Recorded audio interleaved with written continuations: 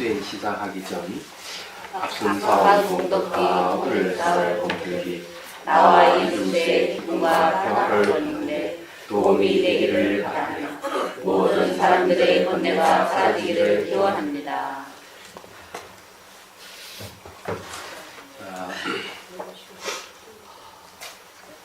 35페이지 할 차례입니다. 이 책이요. 명상 깨달음을 논하다.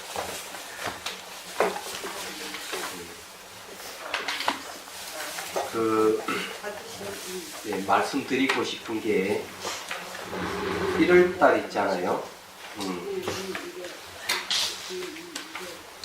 미리 이제 말씀드리면 1월 17일부터가 1월 30일까지 저기에서 삼청동에서 그 출판 기념회 및 전시를 할 겁니다. 전시회를. 그 전시는 뭔가 하면은 바로 이 책에 나오는 그림이라든지 그런 걸 이제 전시를 아마 기념회를 가질 생각이에요. 다음 달에 미리 말씀드리는 겁니다. 그냥 그러니까 제가 지내기엔 좀 그렇고 그 영경 스님이 그 출판 기념회를 마련해서 많은 사람들에게 이제 홍보도 하고 널리 알리는 그런 걸 하겠다고 하니까 제가 동의를 했습니다. 그래서 이제 그 표지 같은 거 있잖아요. 잘 알아요. 표지 그림 같은 거. 중간에 보면 여기도 그림도 있고 그렇거든요. 그래서 이제 이런 것을 이제 이 내용을 또 그 사이에 이 그림 같은 걸 그리면서 여러 많은 그림을 그렸어요. 그런 것을 이제 전시를 할 생각을 해요. 예. 기념하는 거니까. 자, 35페이지 이제 봅시다. 사성계 근간 자비선의 수행 체계에 대해서 자 공부를 좀 해보죠. 이 자비선의 수행 체계가 도대체 어떻게 되는지를 여러분들이 이해를 할 필요가 있어요. 그래서 이제 이걸 이제 얘기를 하려고 합니다. 부처님의 가르침은 그 고진멸도 사성제예요. 그래서 처음으로 법을 설하는 것도 고진멸도 사성제고 상경 유경에도 보면은 코끼리 발자국에 묵짐승의 발자국이 포함되듯이 나의 가르침은 고진멸도 사성제에서 벗어나는 게 아무것도 없다 이렇게 얘기합니다.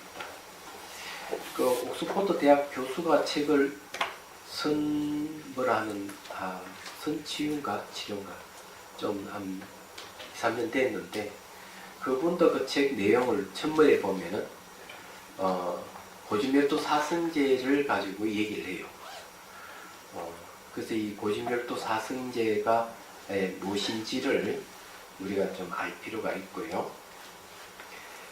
그걸 알게 되면은 이제 그다음 이 자비선의 수행 체계가 드러납니다. 그래서 이제 이걸 말씀드립니다. 간단하게 좀 얘기를 해보죠.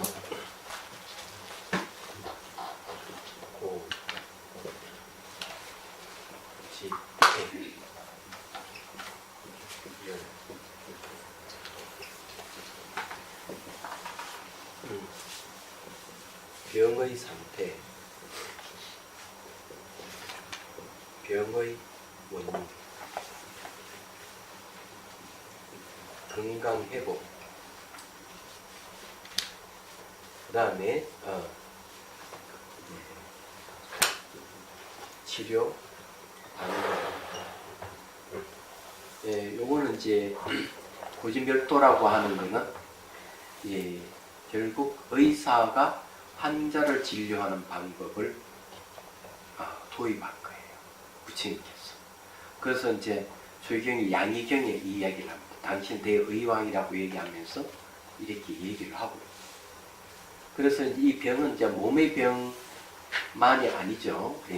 그래서 이 결과서는 우리가 이 병이라고 하는 건 도를 얘기하기 때문에, 괴로움을 얘기하기 때문에 이걸 잘 알아야 돼요. 그래서 양기경에서 요 병의 상태를 알아야 되고, 병의 상태를 알면은, 그러니까 괴로움이 무엇인지를 알면은 괴로움의 원인을 이제 우리가 이걸 끊어야 할 대상으로 보고, 이제 건강 회복은 최대로 해야 될 것이고, 그 방법에서 이제 할 정도를 얘기를 하고 있는 거죠. 근데 저는 이것을 수행의 해가는 과정으로 재구성을 했습니다. 재구성한 게 뭐냐면은, 이 병의 상태는 이게 수행의 출발이에요. 출발. 그 다음에 수행의 출발이면은 병의 원인이 뭐냐? 이 병의 원인은 수행의 방향입니다.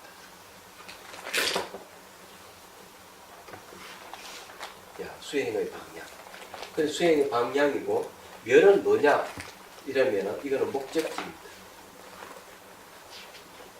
목적지. 그러면은 도는 뭐냐? 이거는 도달 방법.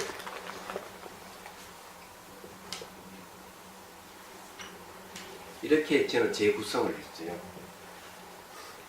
저 얘기는 뭐냐면은, 내가 몸이 육체적인 병이든 정신적인 병이 다 들면은 수행해야 되겠다는 마음으로 명상해야 되겠다. 근데 병의 종류도 상당히 이제 많이 있죠. 제가 앞 시간에 또한 청년을 얘기를 했는데, 끊임없이 분노가 일어나니까 분노를 제어할 수 있는 방법을 여러 군데 찾다가 자비선 명상원에 온 거예요. 그 자비선사에 와가지고 수행을 했습니다. 그래서 그 청년의 병은 뭐냐면 분노가 올라오는 거예요. 이 분노를 어떻게 해결할까? 분노는 어디서? 자기 안에서. 수행의 방향은 뭔가 제 안이다. 안으로 봐야 되거든.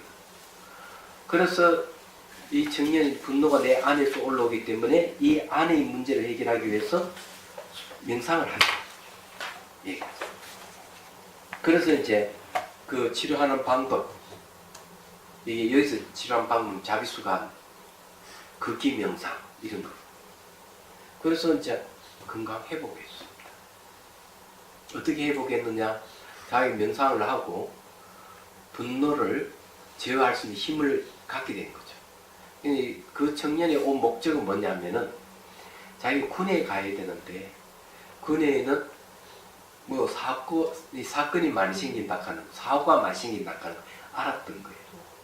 그래서 이제 그 청년 이야기는, 내가 이 분노심을 자제 못해서 사고를 칠 수 있기 때문에 미리 내가 이 명상을 통해서 해결하려고 했다는 거죠. 그래서 무사히 그 복무를 마치고 돌아왔어요. 돌아왔는데 바로 명상의 힘, 본인이 그 얘기를 합니다. 그 명상을 아니었으면 과연 제가 어떻게 견뎠을까, 이렇게 얘기합니다. 그래서 이게 우리 병은 사람의 수행을 출발하게끔 하고, 그리고 병의 원인을 찾아보면 내 안에 있고 그런 거죠. 그리고 결국 치료하는 방법을 배워서 건강을 완전히 회복하는 거예요. 멸하는 말이 고통과 고통의 원인이 소멸이에요. 그래서 멸입니다. 여기에서도 이제 그 얘기를 하고 있습니다. 자, 그 다음 제가 한번 읽어볼게요. 35페이지. 첫째 줄, 수행자가 괴로움에서 벗어나 해탈을 구하는 과정에서 볼 때, 자비선은 고를 수행의 출발, 집은 수행의 방향, 멸은 수행의 목적지, 도는 목적지에 도달하는 수행 방법에 해당됩니다. 이 가운데 도성지의 내용은 8정도이며 개정의 사막입니다. 8정도에서 개는 정어, 정명, 정어. 정어락하는 것이 바른 말을 하는 거. 정명이라는 것은 바른 그 직업을 이야기합니다. 또는 태도를 얘기한다. 그런 거죠. 정업은 바른 행위를 얘기합니다. 그 다음 정하는 건 삼매를 얘기하는데, 이거는 정령과 정정을 얘기하는데, 정념은 대상을 알아차리는 것, 정정은 마음의 고요함을 이야기합니다. 해는 정견과 정사유입니다. 예, 정견하는 것은요, 고진멸도 사성계에 대해서 바른 견해를 얘기합니다. 정사유는 그에 대한 바른 사유를 얘기합니다. 그러니까 지혜에 속하죠. 정정지는 개정해에 모두 속합니다. 근데 이걸 이제 제가 다르게 한번 이야기를 할게요. 여기가 이제 바로 치료하는 또 다른 방법이 8정도인데, 네. 이 8정도를 어떻게 이해해야 될 것이냐 하는 부분이 있어요. 그래서 이 8정도를 갖다가 3학으로 이해했단 말이에요. 네. 8정도를 이제 개, 정, 해, 이 3학이단 말이에요. 근데 이것을 많은 사람들이 8정도를 이해하는데 아주 곤란을 느끼는 분들이 많아요. 8개의 항목이 너무 헷갈린다는 거지. 그래서 오늘 제가 쉽게 이걸 말씀드릴게요. 자, 이제 지워버립니다.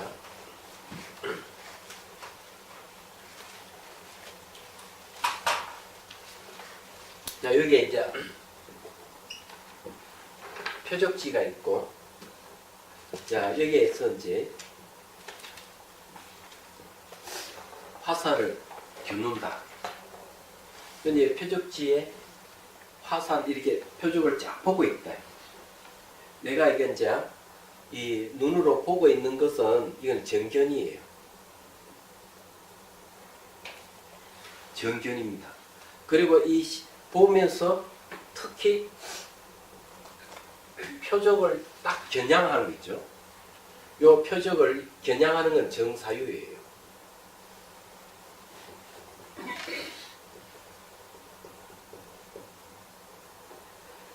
아니, 이제 겨냥하는 게 왜 사유라 하느냐? 이거는 아주 쉽습니다. 표적을 보고 내가 딱 겨냥하는 것, 정견과 정사예요.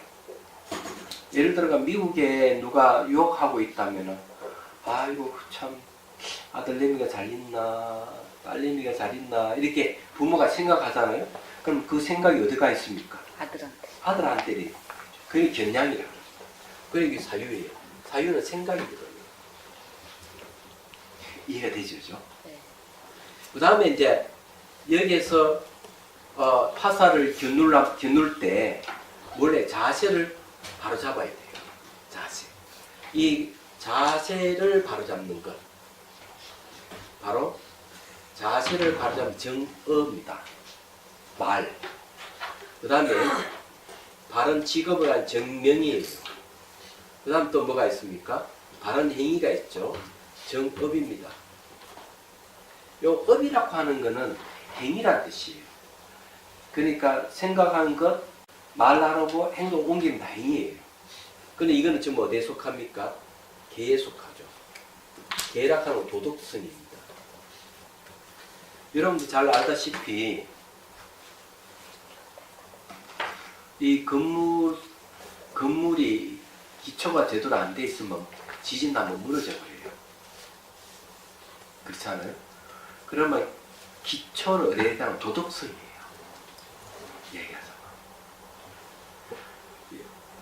나라의 근간도 어디에 해당되는가 하면 도덕성을 기반으로 하고 있어요.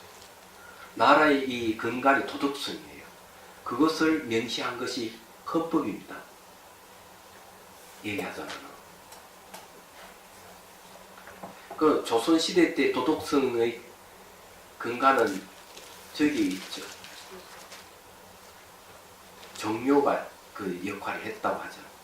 종묘가 바로 도덕성이 근간이에요. 그러니까 부모에게 효도하는 것이 도덕성이에요. 얘기하자면. 나라에 충성하는 게 도덕성이에요.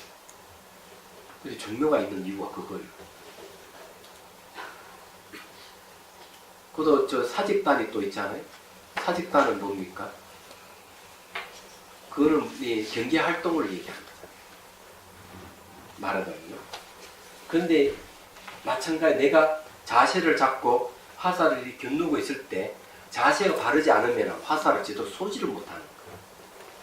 도덕성이 갖춰져 있지 않으면 아무것도 하지를 못하는 거예요. 우리나라 역사를 보면은 그 도덕성을 근대에 이 나라의 첫 출발이 뭡니까? 3.1절이잖아요. 3.1운동이잖아요. 나라를 찾겠다고 들고 일어난 3.1운동인데 그게 바로 도덕성이고 일본에 무단 증거하고 있대 우리나라를. 그래서 비롯되는 거죠. 그리고 또 많은 뭐 4.19도 있고 또 뭐 촛불 집회도 있고 이런 것들이 알고 보면은 도덕성하고 관계되는 얘기하다. 그래서 각 종교에도 다 뭡니까? 계명이 있잖아요. 기독교 10계명, 불교는 5계명입니다. 5개요. 살생하지 말라, 도둑질하지 말라, 삿된 음행하지 말라. 굉장히 간단해요. 거짓말 하지 말라, 술을 마시지 말라. 이게 딱 이렇게 되어 있어요. 다산 선생은 술을 마시는 국민은 나라를 망하게 하고 차를 마시는 국민은 나라를 흥하게 한다. 이렇게 얘기하죠. 술은 모든 도덕성을 무너뜨리는 근간됩니다. 술 같은 게. 적당한 건 이제 도가 넘어가면 안 되는 거예요. 그래서 온갖 비리가 다 나거든. 그래서 술 마시지 마라. 정신을 흐리게 하는 거예요. 그 다음에 이제 3.2.3.1이가 계율 지키는 게 10개, 10계명입니다. 비구, 비구니는 좀 많아요. 그런 거 전부 다 이 공동체에서 지켜야 할 계목이죠. 그렇죠. 나라 헌법은 더 많죠. 생각해보면. 그럼 마찬가지로 이런 게 우리 일상생활에 바른 말을 하고 바른 지급을 받고 바른 행동을 해야 돼요. 그 다음에 이제 화살을 쏘는 거 있죠. 화살을 쏘는 건 뭡니까? 정진이에요.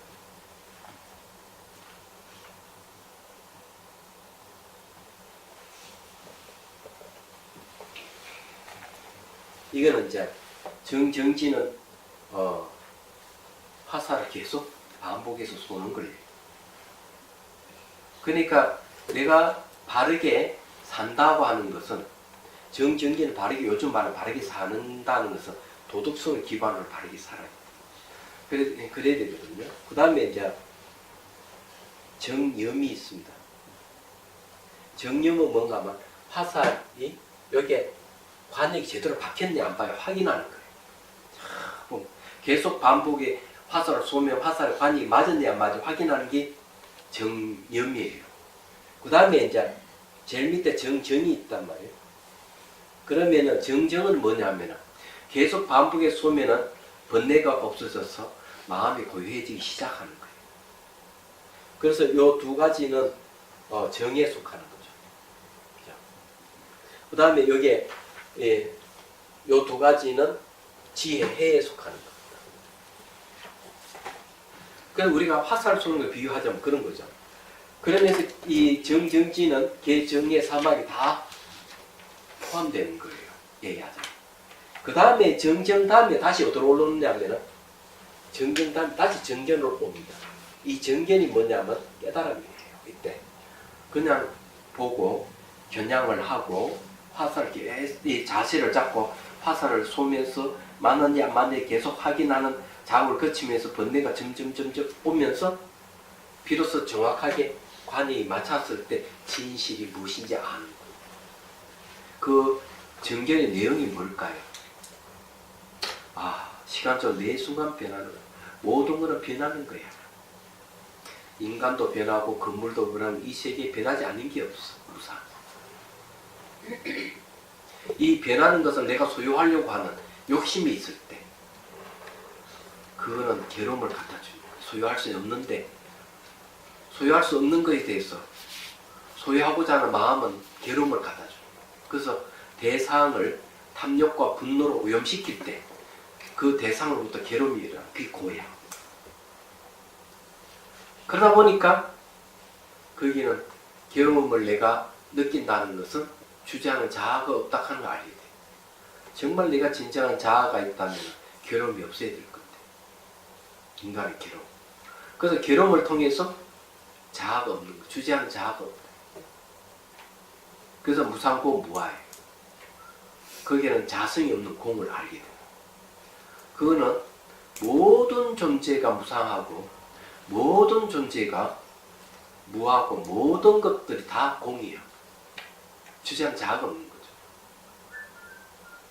그러면 뭐가 있느냐? 관계 속에서 나락하는 건 존재하고 얘기하죠. 자성이 있기 때문에 모든 존재 상호 의존하고 있다는 거예요. 이게 진실이에요. 그게 이제 바로 이 정견의 내용이에요.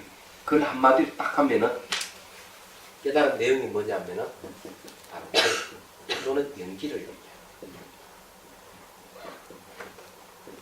이 연기의 다른 이름이 공입니다.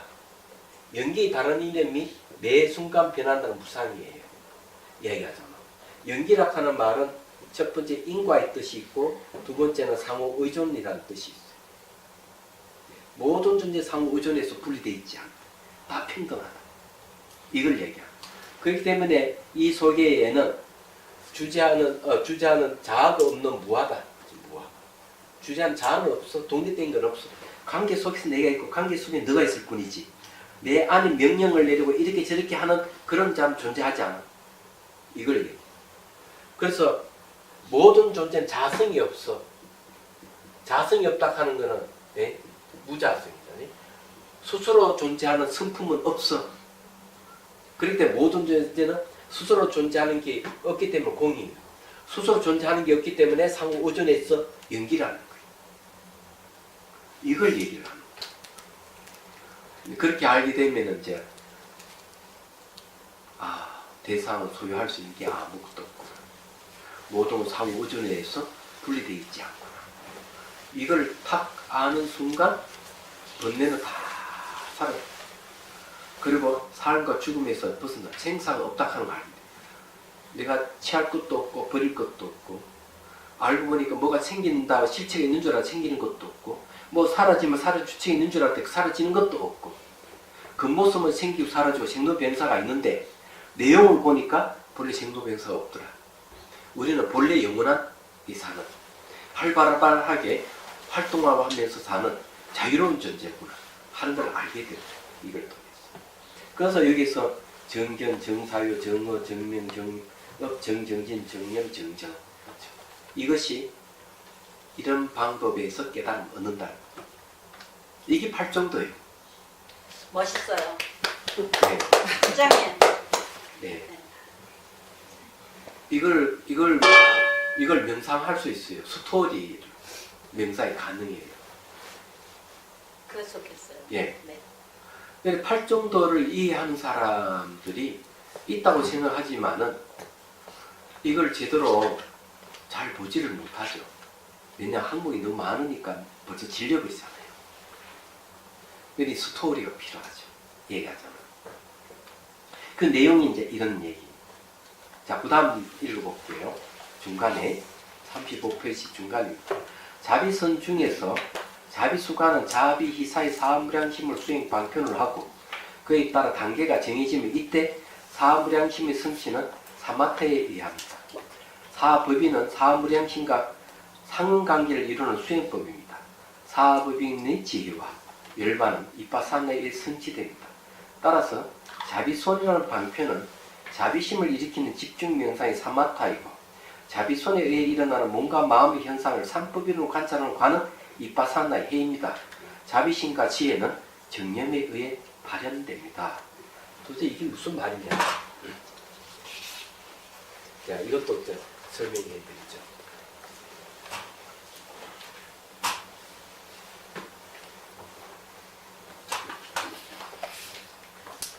우리 이제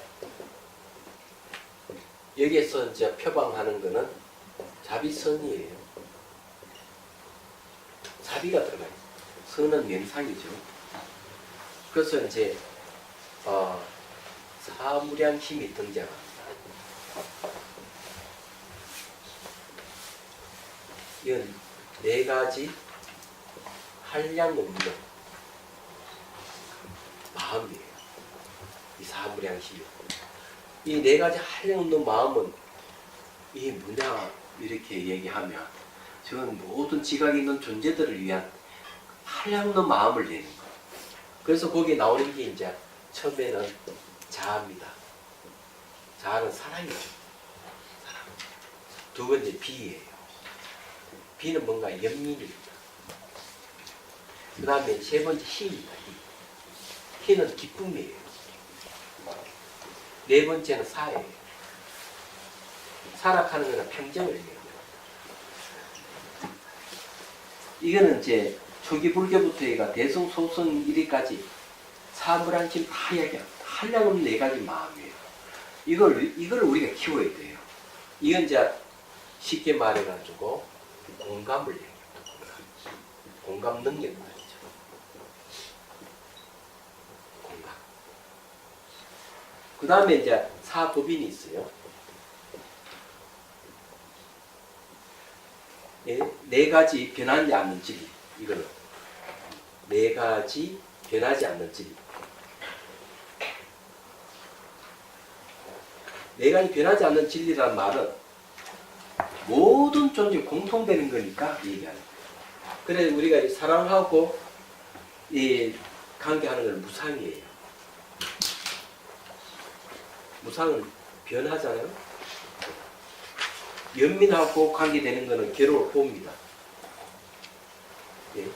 그 다음에 기쁨하고 관계되는 거는 자아가 없다는 무아예요. 아, 독립된 자아는 없구나. 그 다음에 내 마음의 평정하고 관계되는 건 열반입니다. 예. 또는 공, 또는 열반을 얘기해요.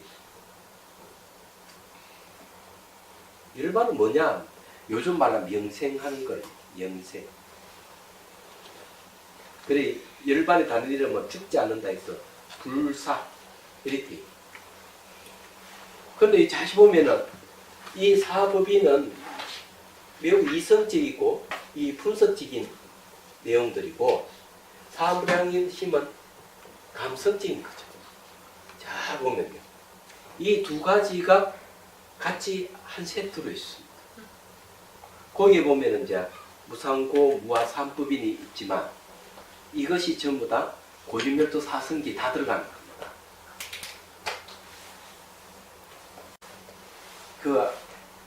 아슬신짜비 보니까 재밌는 얘기를 하더라고요.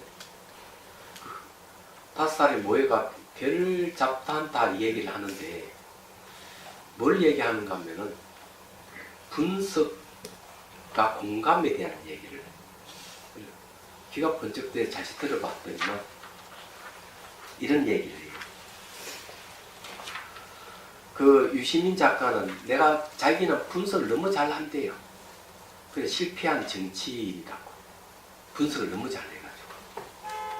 자기만치 분석을 잘하는 사람 드물대. 그래 왜 실패한 정치인이냐 이러니까 분석을 잘하면 그 리더자가 못 되고 분석 잘하는 거는 그냥 참모 정도밖에 안 된대. 예. 그런데 이제 옆에 그 과학자가 뭐라고 얘기하는가 하면 이런 얘기를 해요. 우리 그 자안의 운해를 얘기하잖아요. 자안의 운해를 얘기하는데 여기에 자안에는 직관, 운해는 직관, 요 자안에는 분석이랍니다. 그런데 분석이 뛰어난 사람은 공감 능력이 떨어진대요. 얘기하죠. 그래 분석을 너무 잘 해가지고 한 방에 간 사람을 얘기하는데 그게 정도전인데 얘기하는. 그래 가만히 들어보니까 재밌더라고. 그러면 정도전이 이 한양도읍을 이 도시 계획을 하고 전부 다 짜고 그랬는데 이방원에게 뭘 얘기하는가 하면 조선은 임금이 다스리는 나라가 아니고 신하들이 다스리는 나라, 관료들이 다스리는 나라다 얘기죠. 그 이방원이가 그에 대한 일단 붕괴를 하고 있고 마음속으로.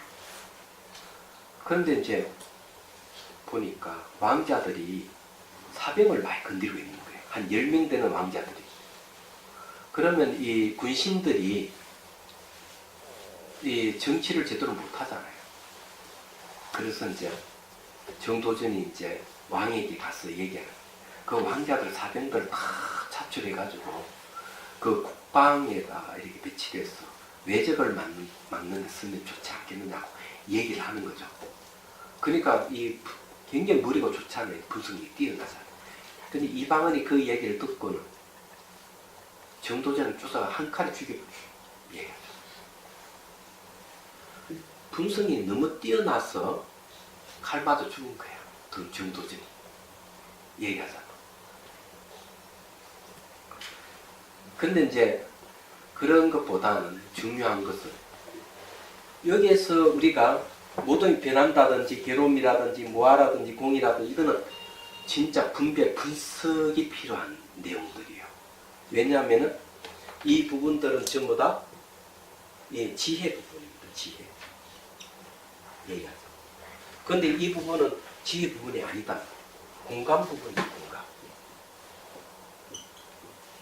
그래서 이 자반구, 우반구가 서로 소통이 잘 안 된다고, 이 분석이 뛰어난 사람 공감 능력이 떨어진다고 이렇게 얘기를 하는데, 그리고 공감 능력이 떨어진 이 세계는 직관의 세계입니다. 직관. 예. 그러니까 이 지혜 세계는 잘 알다시피 추론하는 거죠. 추론. 추론이 뭡니까? 분석입니다. 이렇게 달라요. 근데 서로 상관관계를 이루어요. 놀랍게도. 근데 결론적인 얘기하면요. 이 자비선 수행을 하게 되면 자내 우내가 서로 상관관계를 잘 이루고 창의성이 발휘되고 깨달아 먹는다 이 소리. 직설주화를 하자면 우내를 잘 쓰는 사람이 있고 자내를 잘 쓰는 사람이 있는데 우내와 자내를 자유자재를 쓸 수가 있대. 그래서 이 명상을 하게 되면은 이 두뇌가 바뀌는 겁니다. 그럼 어떻게 바뀌느냐 하면 우리 뇌파 있잖아요. 뇌파. 감마파라 하는 게 있어요. 감마파가 있는데 이거는 자비하고 관계되는 이 뇌파예요. 뇌파인데 그래서 이제 티베트 스님들이 자비관을 하는 티베트 스님들이 전부 다 그 뇌파를 검사를 해보니까 놀라운 거예요. 이 우적 축듭이 그냥 빵빵해. 우측에 이 우뇌가 뭡니까? 직관이 관계되는 거예요. 얘기하자. 그러니까 이 네 가지 한량없는 마음이 너무 자비심이 풍부한 거예요. 말하자면 그 얘기를 합니다. 근데 자비수관을 하는 분도 그런 분이 계셔요. 두 사람이 있어요.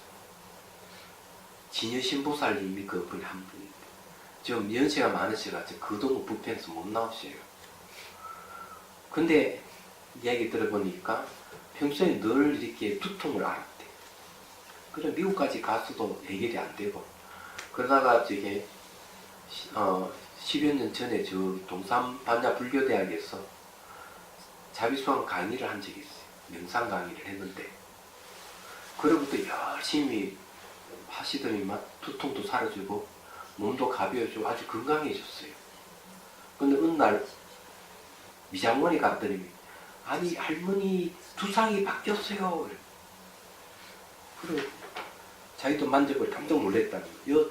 이쪽에 이게 그렇게 들어가 있는데 자비수관하고부터 이쪽에 빵빵해진 거죠. 이렇게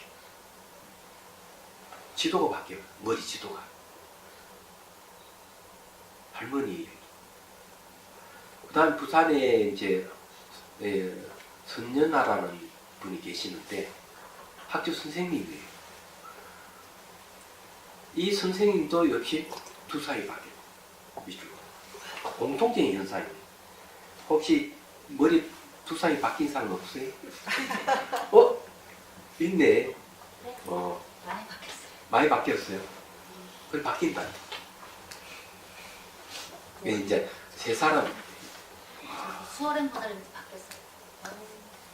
수월해? 네. 그럼 네 사람이네. 바뀐 지 오래됐어요. 그럼 올해 그러게 머리가 부상이 바뀌어버려. 이 자비심에 의해서 일어나는 거 이게. 그럼 나중에 여러분들 수행하시는 분 자기 머리를 한번 나중에 확인을 해보십시오. 아주 은혜가 바뀝니다. 부상을 내고 내가 물어봤죠. 그래서 이제 이렇게 될 수 있는 이런 구조가 될 수 있는 이유는 방편이 달라서 그래요. 그게 뭔가 하면은 자비 손. 그래서 한문을 치면은 자비수예요. 손 숫자가. 그 왜 이제 저걸 하고 저는 방편이 나왔느냐 하는 게 있어요. 그 방편이 나온 거에 대해서는 연유가 있습니다. 이게 옛날에도 한번 한 얘기 같은데 제가 송강사로 오래 살았어요. 그래서 송강사에 이제 1986년도부터 가서 강의를 했습니다. 강의를 했는데 93년도에 강주 소임을 맡고 강당을 운영을 하게 됐는데 그때 학인들이 매년 늘어가지고 40명, 50명, 60명, 70명 그러더니 막 100명이 넘어가는 거예요. 고민이 된 게 뭔가 하면은 재정 문제가 좀 심각하게 됩니다. 또 송강사는 가난한 처지예요. 송강사는 뭐 순천, 강주 주변에 있지만은 그 신도들 별로 없어요. 대개 부산, 서울 이쪽 신도들이 대부분이에요. 멀리서 오는 분들이죠. 그러니 제가 살 때만 하더라도 겨울 되면 쌀 떨어지잖아요. 그러면 은행에 돈을 빌려 쌀을 사다가 먹는 정도예요. 그런데 이제 대중이 많아질 거니까 여름에도 쌀이 떨어지는 거예요. 그래서 이제 그 학인 스님들이 활동을 하려고 그러면은 아무래도 배추이파리가 필요하잖아요.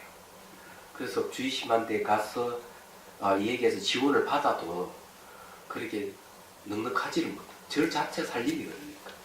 그렇지만 이 송강사는 가난하기 때문에 제가 보니 스님들이 아주 착하신 것 같아요.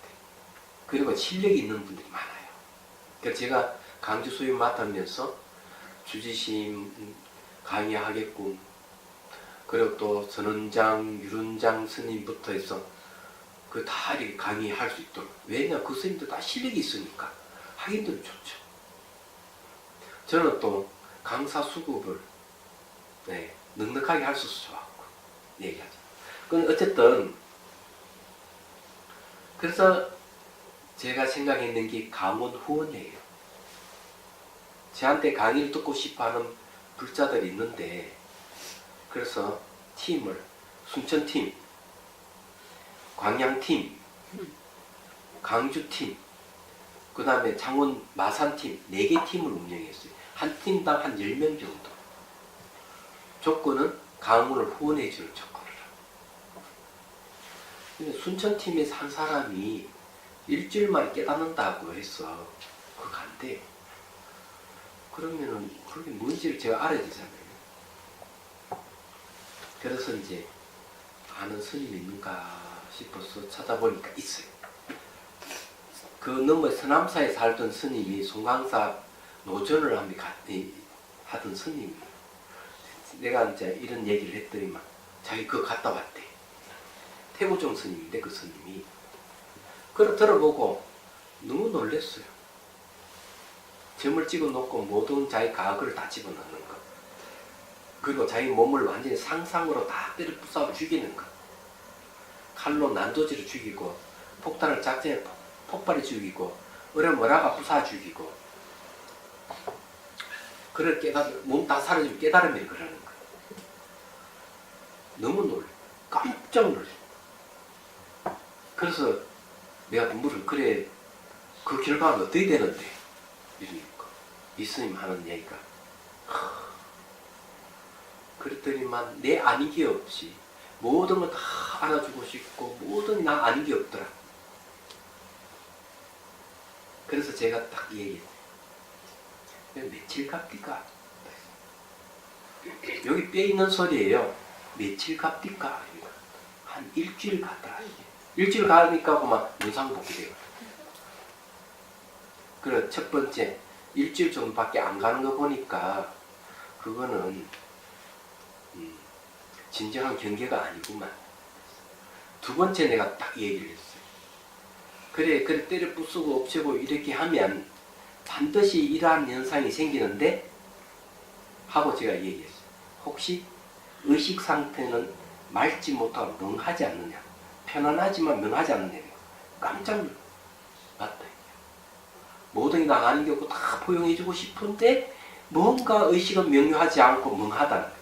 그걸 무기공이라고 그래요.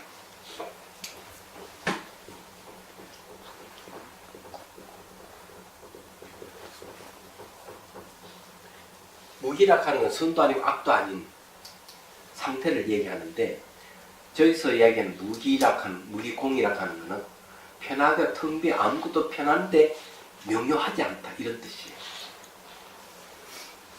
저 이야기는 어디 나오는가 하면 육주단정이 나옵니다. 그 수련법은 호공을 궁극으로 해요. 자기가 호공이 되고자 하는 수련법이에요. 호공 수련하는 사람들이 많이 있어요. 우리나라에. 그래서 이제 저거는 저희 무의공 이야기는 육주단계 이렇게 나옵니다. 내가 호응같이 앉아 있으면 무기공이 떨어진다. 이렇게 얘기합니다. 그런데 그 사람들은 다 무기공이 떨어져 있어요. 왜냐면 때려 부수고 없애고 하는 거 보니까 지혜가 없구나. 첫 번째 지혜가 없다. 이 세계는 때려 부술 필요가 없어요. 소유할 수 있는 게 원래 아무것도 없기 때문에 형상이 본래 있다고 생각하는 전부 다 본인이 그렇게 생각할 뿐이에요. 여러분들 이 책이 있고 책상이 있고 다 있죠. 이것은 다 가짜인 줄 알아요? 다 가짜입니다. 때려 부술 필요가 없어요. 몽뚱아리 다 가짜예요. 그래서 과학에서는 뭐라고 해요? 이 세계는 파장으로 이루어진 세계는 모양도 색깔도 없다. 그래서 파장이 눈으로 들어오면은 긴 파장은 붉은색, 중간 파장은 녹색, 짧은 파장은 파란색으로 인식합니다. 이걸 가지고 또 모양을 만들어서 본다.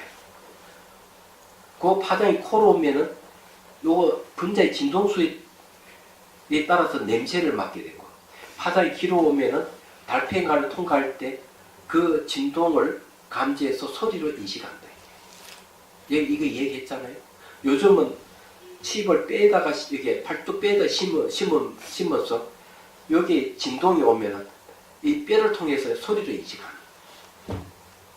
그럼 이 세계는 여러분 보이고 있는 이 세계는 전부 다 마음이 만든 세계. 진짜 아닌 거예요. 몽뚱할 때 마찬가지예요. 그런데 원래 실체가 없는 걸 때려 부술 필요가 뭐가 있을까요? 근데 문제는 거기에 있는 게 아니에요. 세 가지가 갑박하는 걸 생각하면은 그건 굉장히 위험하다는 거예요. 자, 꿈, 상상, 현실 이 세 가지는 같습니다. 그걸 아세요? 그 뇌과학에서는 뭐라고 하느냐면 그것도 얘기를 했지만은 골프 치는 사람이 골프를 치면은 여기에 머리에다 선을 연결해 모니터를 보면 생기듬이 그려져요. 근데 골프채를 내려놓고 딱 앉아가지고 상상으로 골프를 치도 똑같은 그래프가 생기는 거예요. 생기듬이 생긴다는 거예요. 그만 뭔가 하면 뇌과학에서는 현실과 상상 같다 이렇게 얘기하는 거예요. 왜 그런 얘기를 하느냐. 상상 속에서도 이미지를 돌려서 인식을 하지만 현실도 인식을 하잖아요. 장소만, 상상이란 장소와 현실은 장소만 다를 뿐이지 인식하는 건 똑같은 거예요. 꿈도 똑같아요. 꿈도 두도를 만나고 강도를 만나면 땀을 흘리잖아요. 신체 반응이 오는 것도. 꿈 속에도 사물을 인식하기 때문에 그런 현상이 생기는 거. 그렇다면 생각해 보십시오. 상상으로 때려 부수고 막 내가 몸을 죽인다. 그래 만나는 사람은 상상으로 죽인다 그래. 나 끔찍스러워. 다 때려 부수고 죽이고 이 지구뿐만 아니라 별 세계도 이런 것도 태양계도 이런 것도 막 상상으로 뭐 원자 폭탄 장착이 다 때려 부수고 죽인 없애버린대. 허공을 만드는 궁극. 야 무서운 거죠. 근데 이게 저기 능경이 나와요. 능경에는 그런 사람들을 유상 무색 외도라 그래요. 생각은 이때 물질이 없는 것. 그러니까 물질이 없다 하는 허공을 얘기합니다. 허공에다가 자기 다 흩어가 그 붙인대. 그 생각만 남아 있는 거예요. 이 유상 무색 외도라 이게. 그런데 제가 생각하는 건 뭘 생각하는가 하면요. 때려 부수고 죽이고 하는 이게 무섭다는 거예요. 이런 행위가, 이런 섭이 어디에다가 저장되는가 하면 이 마음에 저장되는 거, 아리아식이라는 마음, 제 심청의 마음, 무의식에 저장된다는 데 있어요. 저장돼 이거 없어지지 않는다는 데 있어요. 그게 무섭다는 거죠. 종자가 씨앗이 남는 거죠. 그래서 언제든지 이게 잠복되어 있다가 언제든지 자기를 때려 부수고 한다 이거죠. 그리고 실제로 제가 성강사 있을 때 한 분이 아니 스님 두 분이 맨 보살을 데리고 왔더라고요. 그 스님이 10년도 넘었지만 내 동생이 거기에 빠져 있는데 이걸 어떻게 해결을 하려고 자기도 그거 가서 수련해 봤대. 그 이건 아니다. 자기 동생 데리고 나왔는데 동생은 화가 난 거죠. 왜 내가 잘 되고 있는데 왜 데리고 나왔느냐 이러고. 스님은 아무리 생각해도 그게 아닌데. 그래서 어떻게 아닌데요 이러니까 집에 와가지고 처소에 와가지고 TV를 보는데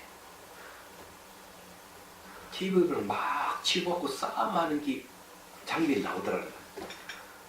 삼박질하는 것이 나오는 순간 자기도 자기 몸을 때려 부수고 죽이고 하더라는 거예요. 무슨 그 깜짝 놀랬고 가을에 당분 잎을 딱 보는데 당분 잎이 핏빛으로 변한 피가 뚝뚝뚝 흐르는 게 영상 올라가. 그래서 이거는 아니다. 때려 부수 죽이고 하는 이거는 올바르지 않다. 그 자기 동생을 데려 나온 이유가 그거예요. 그때 그거 하면서 이게 아닌데 했는데 데려 나와서 보니까 실제 그런 거예요. 그래서 이제 수수문을 하니까 서울에 사는 제 선생님이 저게 송강사 스님 찾아가라고 해서 왔다. 그래서 제가 그거에 대해서 얘기해 줬어요. 이래 이게 안 좋은 것이다. 안 믿어요. 한번 빠지면 태어나기 어려운가 봐요. 그래서 이제 제가 왜 이렇게 길게 하는가 하면은 제가 그 스님한테 그 이야기를 듣고 그때 컴퓨터 나온 지 얼마 안 됐을 때 타이핑을 쳤어요. 하루 만에 타이핑을 다 쳐가지고 전부 다 수행법을 만들었어요. 때려 부수고 그렇게 하면 안 되고 자비심으로 해야 되는데 이 자비를 전달할 수 있고 자비를 낼 수 있는 방법이 뭘까 생각한 거예요. 근데 한경이 뭐라나 10가지 마음 손에 대한 얘기를 하는 거죠. 이 책에도 나와 있습니다. 10가지 마음 손에 대해서. 그래서 이 한경의 지혜수이라는 나옵니다. 지혜수. 그래 여기 착안해가지고 자비수. 그래서 상상의 손으로 나에게 내가 나에게 자비심을 줘야 되겠다. 이렇게 생각을 하는 거예요. 그래서 이제 이건 내 지웁니다.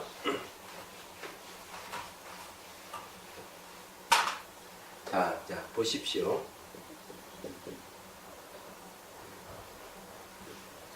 자, 앉아 있는데 손, 자비손. 자, 자하는 거는요. 자, 보십시오. 자하는 거는 사랑인데 사랑은 주는 겁니다. 비하잖아요. 연민인데 연민은 빼앗는 거예요. 이 말은 어디서 나오는가 하면 한경이 나옵니다. 100%서 상대를 기쁘게 하고 친밀함을 갖고 보호를 해주고 깨달음으로 인도해 주는 것이 사랑입니다. 연민은 괴로움과 같이 괴로움을 나누고 슬픔과 같이 슬픔을 나누면서 상대의 고통을 빼앗아 없애주는 것이다. 이렇게 나와 있어요. 그럼 자비손은 뭡니까? 내가 상상의 손, 예를 들어 간신보살 손도 괜찮아, 어머니 손도 괜찮아 만들어서 머리부터 쓰다듬어 주는 거죠. 쓰다듬어 주는 건 사랑이에요. 그리고 아픈 데 있으면 쓰다듬어 주고 미안하다 고맙다 쓰다듬어 주고. 근데 실제 손이 아니고 상상의 손. 네, 이것도 이제 얘기해야 되겠죠. 그러면서 이제 몸에 통증 생기고 이러면은 연민심을 일으키는 거예요. 예하잖아. 근데 이게 효과가 빨라요. 그래서 이 자비소는 첫 번째가 어떤 뜻이 있는가 하면 매개물이 됩니다. 매개. 자비손이 매개가 됩니다. 두 번째는 이 뭐가 되는 이 메시지가 되는 거죠. 세 번째는 매직이 됩니다. 메시지는 자비손 자체가 어떤 메시지냐? 자비심이라는 메시지가 있어요. 그럼 매직이 일어나요. 몸의 병이 사라지고 마음병도 사라지고 정말 사라져요. 그럼 몸에 변화가 생깁니다. 이게. 그럼 때려 부수고 죽이고 하는 것과 정반대되는 것이죠. 잘 생각해보면 아시잖아요. 그래서 상상으로 내가 이 손에 이미지가 안 떠오르도 괜찮아요. 안 떠오르면 그냥 의식으로 하면 그렇게 하는 것이 자비희사 사무량의 힘을 일으키는데 접촉되는 부분에서 뭐가 생기는 하면은 무상, 고, 무와 공이락하는 현상이 생기는 거예요. 그래서 이 상관계를 가지고 자비소녀 방편 때문에 일어나는 거예요. 그래서 이제 사람들이 이렇게 얘기를 했어요. 탈핑 제가 주면서 그 다음 일주일 후에 사람들 나눠주면서 이 수행을 하면은 몸 사라지는 건 한 1박 2일 또는 몇 시간 만에 몸이 사라져 버릴 거니까 그쪽에 뭐 일주일 만에 몸 사라져 깨닫는다 하는데 이 자비수관 하면은 몇 시간이나 하루나 이틀이면 충분하다는 얘기였어요. 진짜일까요? 거짓말일까요? 진짜겠죠. 진짜. 제가 수행을 해본 사람이잖아요. 그래서 저기 동산반야불교대학에 자비수관 강의할 때 방법을 알려주고 시연을 해주고 그 다음 주에 몸이 사라진 사람 안에 두 사람이 딱 들었어요. 한 사람이 누군 줄 압니까? 대심행보살님. 그때 있었지? 네. 예, 이 장본인 있고 대심행보살님 또 이렇게 스님 저는 5분 만에 다 사라졌습니다. 5분 걸렸어요. 그 다음부터는 이 대심행보살님 이야기는 그런 얘기를 해요. 목욕탕에 가면은 몸에 물에 집어넣어다 몸이 없고 그때는 무거운 거 들고 이러면 힘들었는데 무거운 거 들었다 아무지도 않고 도봉구의 그 산꼭대기에 도봉산 꼭대기 가는 마음이 있는데 젊은 신도다로 올라가면 젊은 신도다 중간에 쉬지만 자기는 별로 피로감도 없고 호흡도 가쁘지 않고 꼭대기 올라가가지고 바로 또 1080배 하는데 시간도 얼마 안 걸리는데 가벼워가지고 몸이 없었어. 그 더 놀라운 거는 자기는 암덩어리가 있는데 같이 살고 있습니다. 수술도 하지 않고. 그 아직 살아 계셔. 지금 90세가 다 돼가요. 금요일 나옵니까 이게? 네. 금요일 나옵니다. 금요일을 수행하니까. 생각 5분만 다 사라졌대. 그럼 5만 깨닫는 수행이에요. 이 자비수관이. 그 기준으로 한다면. 근데 몸 사라지는 것은 깨달음이 아니에요. 얘기하죠. 이파사는 16단계에서 5번 단계가 몸 사라지는 지혜를 얻는 단계가 나옵니다. 그 다음에 한 분은 그걸 했더라고요. 국성도를 하신 분인데, 국성도 한 4년을 했는데, 뭔가 좀 명상을 하고 싶은 마음에서 참여를 했대요. 자기 이틀 만에 몸이 사라졌어요. 하루에 얼마씩 하느냐? 하루에 1시간 딱 했대요. 그 이번에 2시간 만에 몸이 사라진 거죠. 제 말 거짓말이 아니죠. 얘기하자면. 물론 1년에 가고 2년이 안 되는 사람도 있어요. 근데 일찍 몸이 사라진다 해도 다 좋은 건 아니에요. 깨달음이 아닌데도 불구하고 몸 사라지는 깨달음을 착각하는 사람이 나오더라는 거지. 이런 애도 있어요. 달람살라 갔거든요. 한 분이 내가 가르쳐줘가지고 몸이 사라졌어요. 그 이제 수행이 시작이라고 이렇게 하니까 안 믿더라고.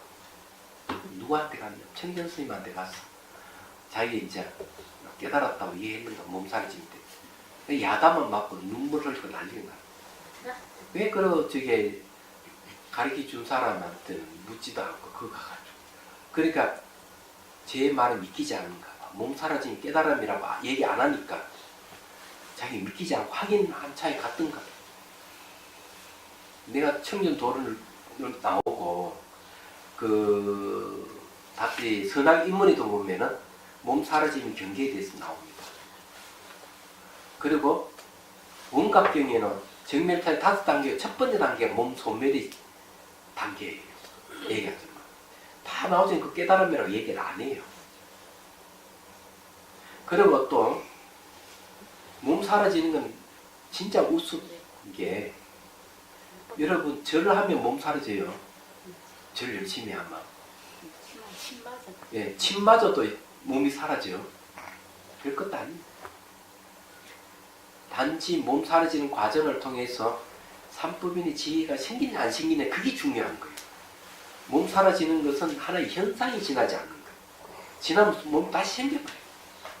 그래 그걸 깨달음이라고 하면 안 되는 거죠. 그래서 이제 그 현상은 현상일 뿐이에요. 우리는 그런 현상을 통해서 자비이사는 내가 하려 없는 마음을 키우고 무상고 무아공이라는 지혜를 얻는 데 주력을 해야 되는 거죠. 그게 진짜 그게 바뀌지 않는 진실한 거란 말이에요. 그래 어쨌든 그래가 평정을 시켰는데 그래도 그 사람들이 그 갓도사 끼어 있더라고요. 그래서 스님 말씀도 가서 살펴보니까 스님 말씀이 맞습니다. 근데 내가 만류했는데 간 사람은 결국 빠져가 못 헤어. 결국 그렇게 됐더라고요. 얘기하자면.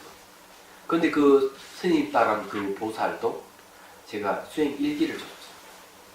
자비수관 수행 일기를 하나 딱 줬더니 딱 읽더니 이분은 6일 만에 몸이 다 사라졌네요. 근데 도구도 없이 그냥 사라졌네요. 도구도 없이. 그는 막 칼을 만들어 폭탄을 만들어 이래 상상으로 하는데 그런 게 없이 몸이 사라졌어요. 그때서야 이분이 마음을 열고 착 설명하는데 너무 마음이 아팠어요. 예. 말하자면. 그래서 이 자비손이 왜 등장했는가에 대한 얘기를 하다 보니 좀 길게 설명했습니다. 이해가 되시죠? 네. 자, 그 다음 구절에 한번 봅시다.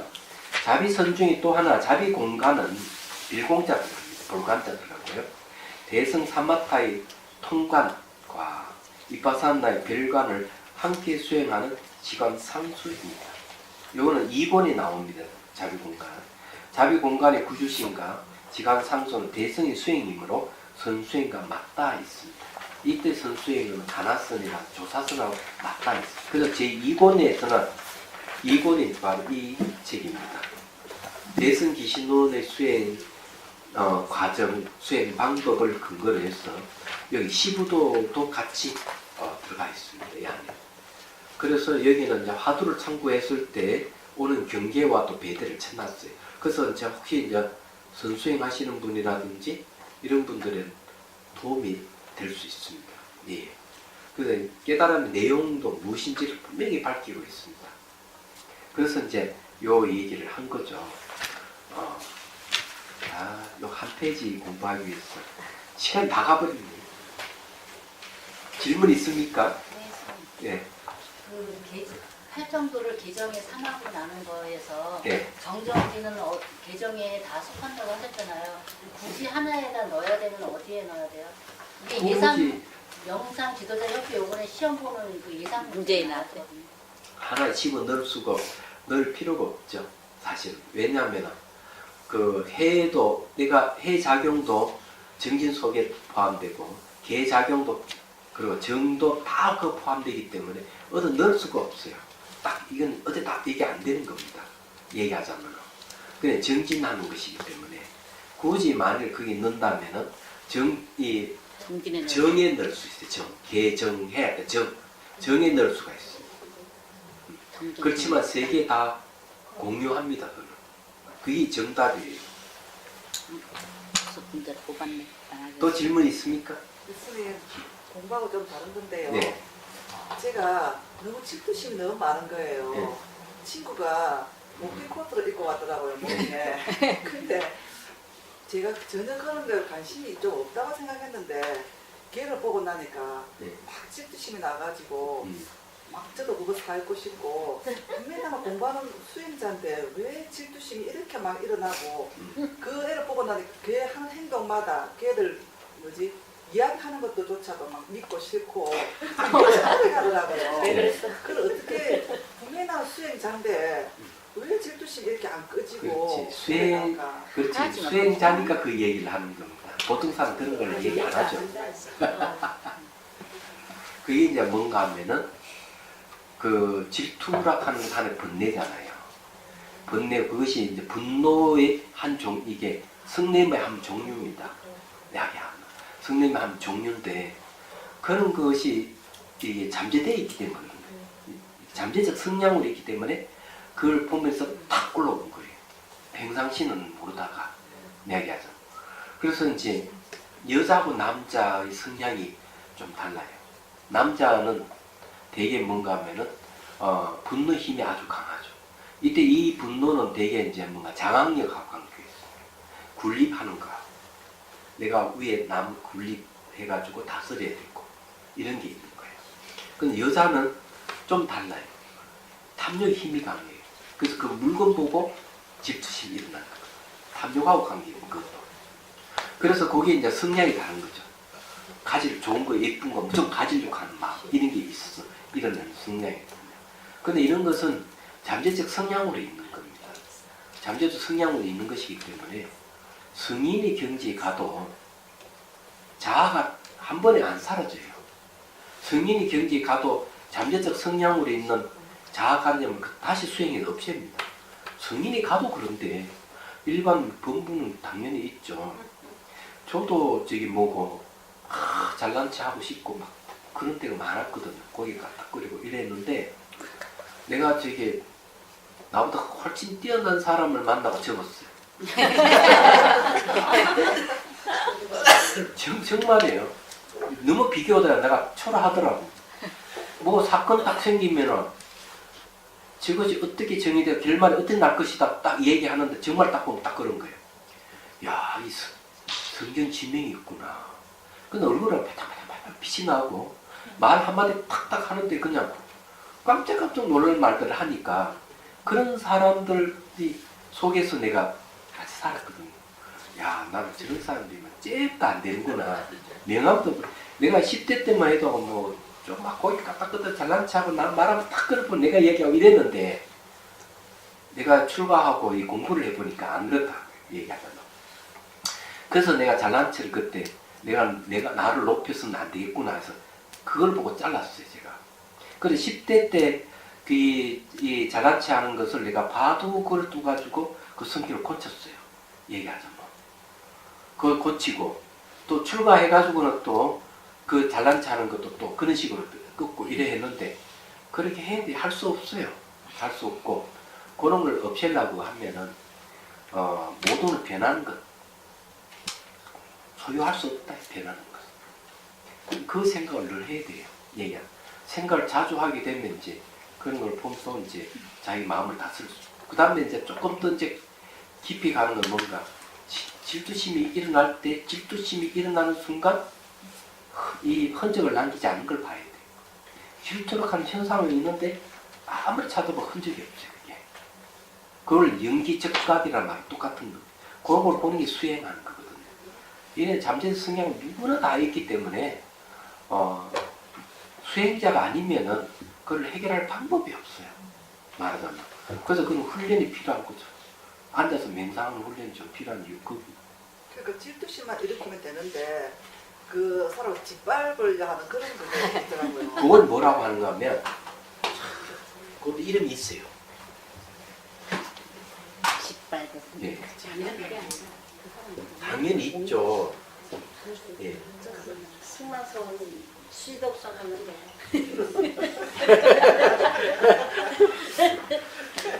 그걸 염연기라고 해요. 생각이 번뇌가 일어나면은 그 번뇌를 의지가 또 번뇌가 일어납니다. 계속 연기해서 일어나요. 연쇄 반응을 일으키면서. 그걸 염연기라고 해요. 그래서 알아차림이 이제 중요한 건, 알아차림 그는 이 흐름을, 이 염연기가 이렇게 쫙 흘러가는 걸 쫙 끊어주는 역할을 하는 거예요. 얘가. 아, 내가 이게 좀 번뇌가 일어났구나. 알아차림. 즉각적 알아차림 훈련을 반복해야 돼. 그 즉각적 알아차림 훈련을 반복하면서 흔적 없음에다 초점 맞추는 알아차림이 필요해요. 그러면 탁탁탁 끊거든요.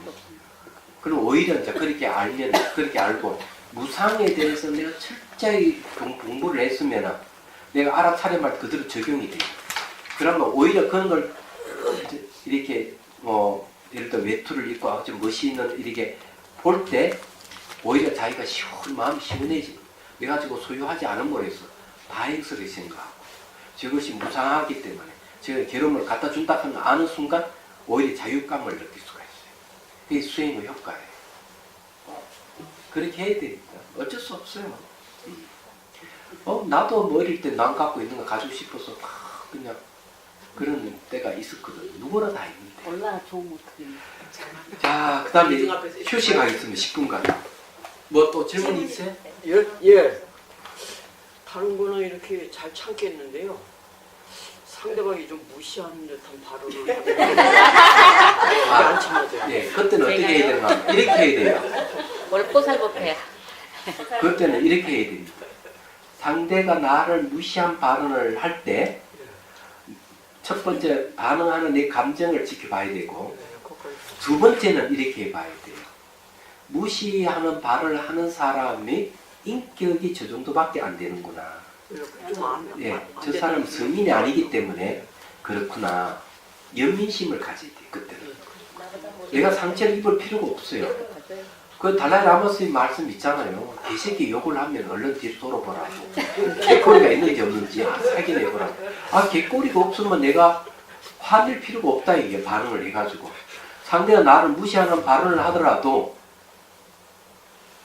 내가 거기서 화낼 필요가 없는 거예요. 자기가 인격을 드러내는 거니까 오히려 자기 꼴을 드러내는 거 아니에요. 그렇게 딱 보면은 참 안 됐다, 이렇게 생각하는 게 좋습니다. 그래서 제일 반응하는 내 감정을 지켜보는 게 좋아요. 그래 감정이 멈춰지거나 사라지고 이렇게 하죠.